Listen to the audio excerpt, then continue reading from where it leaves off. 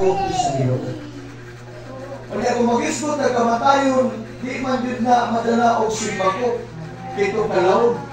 Eh kung pwede palawod ta, alakadaan na lang ta, musimba ko, kito kalawd. Di ba te? Hindi man ka mamatay. Pero makaisunan, di mo pugnan. Bisan pagdato kay ka, samot nagpugay po kay ka. So wala yung makasino, why makabalipan? Muna nga, diritas pulong sa Diyos kay bahalag mga matay ka, kabaluta asa tahuman ani.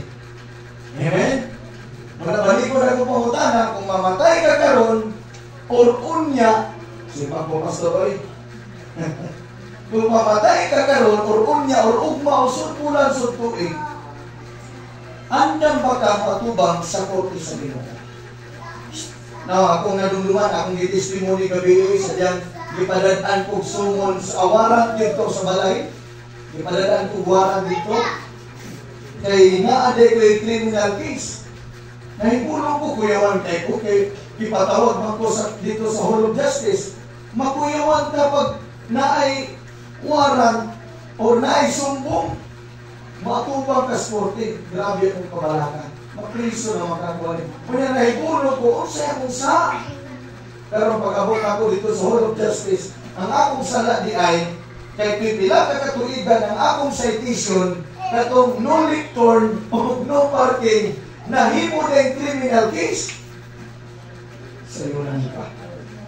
Pero may bati kong kakuya, okay, mapriso na magtatwa. Kay criminal mga akong kaso. Na kung sa'yo kong pasabot, kung matubang kakurte, labi na kabalo ka na kaysa makuyawan dito.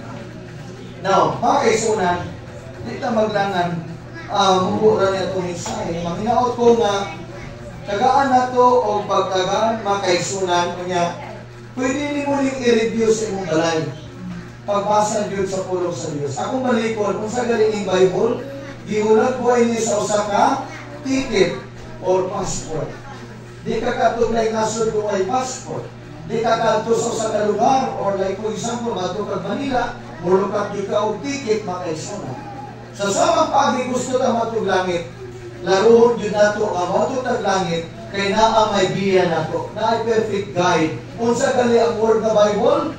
Basic instruction before leaving earth. Now, karon example, kung musakay kag bus, kay muadto ka o Bukidnon. Unya karon kay wa na kita nagtanaw-tanaw sa signboard. Tanaw ni mo na basa, kay ka diretso, tulog din ta dito. Ay, gabi sir. Kaya pag lingkod ni mo sa bus, karon kay dito man dito ka imong dipulog.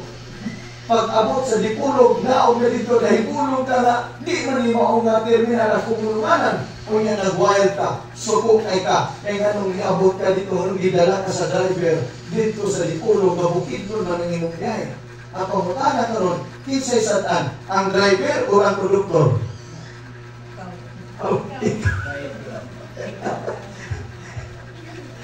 Wag sala ang driver, wag po sala ang produktor.